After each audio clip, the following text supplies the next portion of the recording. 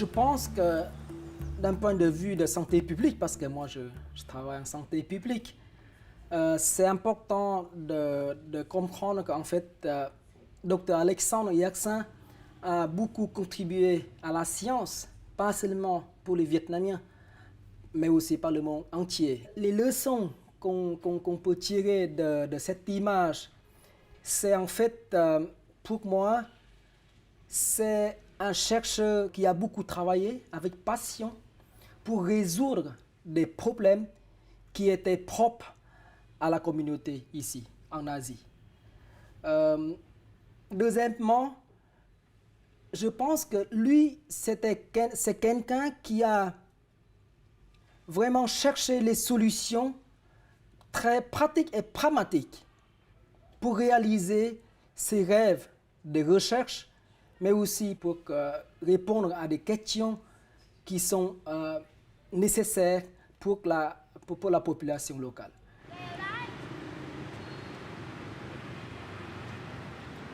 Finalement, je pense que c'est important aussi de voir que Alexandre Yersin, bien sûr, il était français, il était suisse,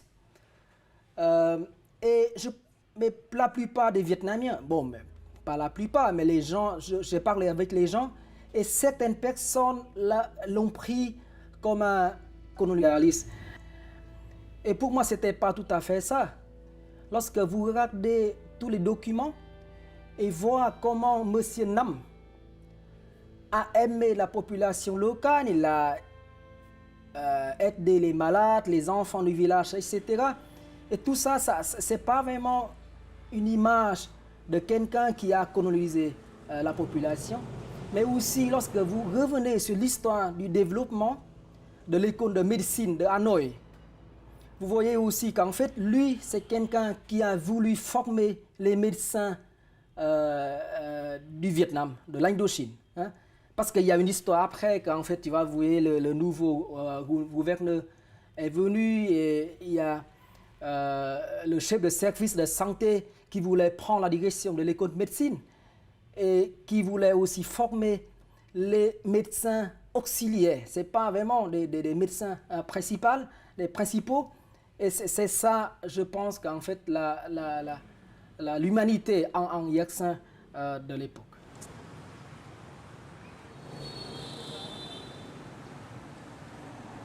Alexandre Yersin. Có bao nhiêu người, có bao nhiêu bạn sinh viên ngồi trong phòng này đã từng nghe đến tên Yersin? Giơ tay thử xem. Je dois être honnête pour vous dire qu'en fait, j'ai appris Yersin très récemment seulement. Il y a environ 10 ans, lorsque j'ai commencé les études à Hanoï, je viens de campagne, et Yersin pour moi c'était inconnu.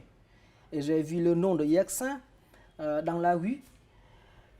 Pour ceux qui travaillent en microbiologie et en santé, en médecine, je pense que Yersin c'était pas quelqu'un inconnu. Mais pour la population locale, je ne parle pas de Nha Trang ou de Dalat, à mon avis, pas beaucoup de monde connaissent Yersin en détail. Nếu các bạn đọc tiếng Anh, mọi người đọc tiếng Anh đọc là Yersin. C'était la première l'université ou l'école de médecine de l'Indochine. Il a beaucoup travaillé pour monter cette école de médecine qui devient maintenant l'université de médecine la plus grande du Vietnam. Et en fait, il a dû aussi enseigner lui-même parce qu'il n'y avait pas assez d'enseignants à l'époque. Donc, vous voyez, il a enseigné la zoologie, la physique, un peu de tout. Et j'étais impressionné par toute la description qu'il a faite dans les lettres qu'il a envoyées à sa mère. Vous voyez, c'est incroyable de voir quelqu'un qui a écrit toutes les semaines une lettre, bien que ce n'était pas très long, une demi-page ou un tiers de la page, et qui a détaillé ce qu'il a fait pendant cette semaine-là. Pour moi, en lisant tout ça, c'était quelqu'un d'incroyable pour moi.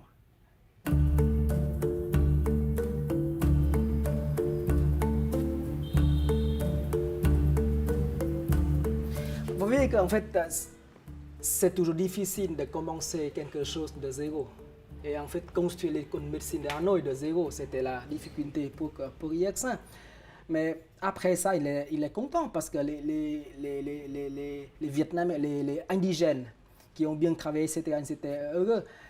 Je pense que le problème le plus difficile pour lui, c'est en fait qu'il ne pouvait pas réaliser son rêve de former les médecins indigènes.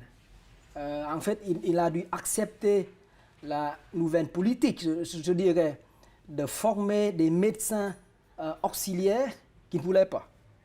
Et il était honnête de quitter sa fonction d'être directeur de l'école de médecine à l'époque pour rentrer à Nha Trang, investir complètement son temps pour le développement de son institut de Pasteur, en même temps prendre la direction de l'institut Pasteur de Saigon.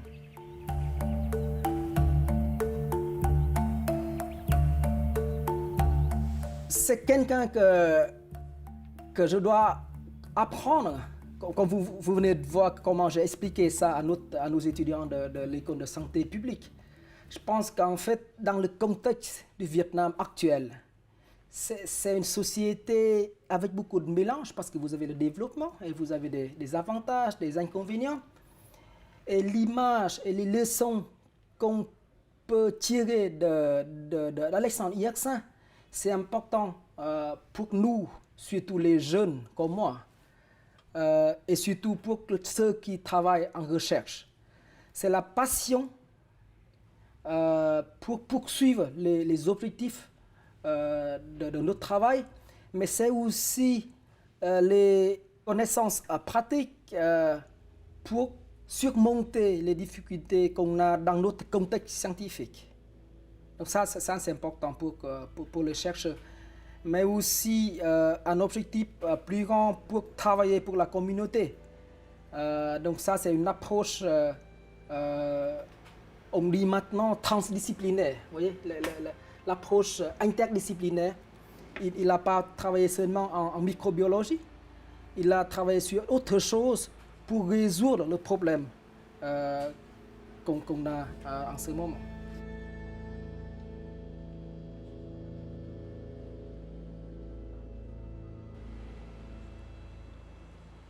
Il y a 200 ans, toutes ces choses-là, on est en train de pratiquer. Voyez, on parle de santé unique, il a travaillé sur les zoonoses, les maladies transmissibles des animaux aux humains et inverse.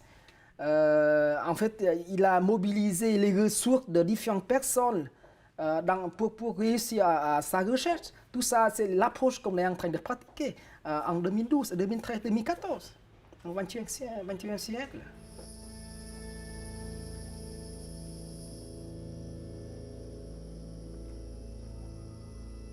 Apparemment, il n'était pas une personne facile.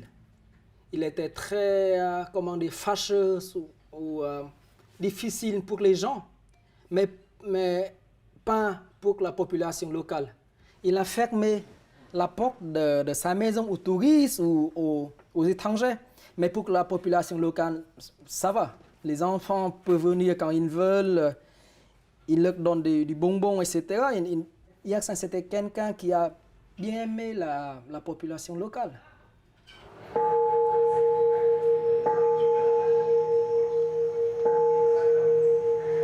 Alexandre Yersin,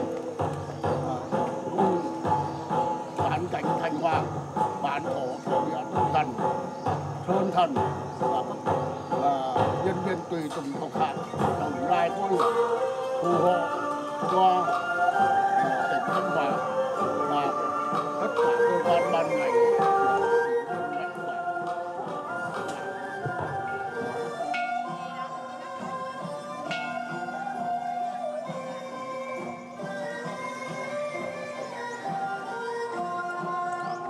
Donc il est un citoyen, je dirais, global, mondial. Et il a fait beaucoup de choses pour nous, le Vietnam à l'époque, et ça reste encore jusqu'à maintenant. Et j'espère qu'en fait, l'image de Yersin peut être conservée de façon précieuse pour que son image peut servir pour l'éducation des jeunes au Vietnam. Parce qu'en fait, vous voyez, au Vietnam, on parle beaucoup de science et de la technologie. Et ce pays Je pense que si on peut développer la science et la technologie et l'éducation pour le Vietnam, ça c'est quelque chose de très bénéfique pour notre pays. Et l'image de Yaksan, c'est une image importante, je crois, pour éduquer les jeunes, pour qu'ils travaillent beaucoup de façon sérieuse, bien sûr, et de façon utile pour la communauté. Et ça, c'est important d'avoir Yaksan dans notre histoire, dans ce pays.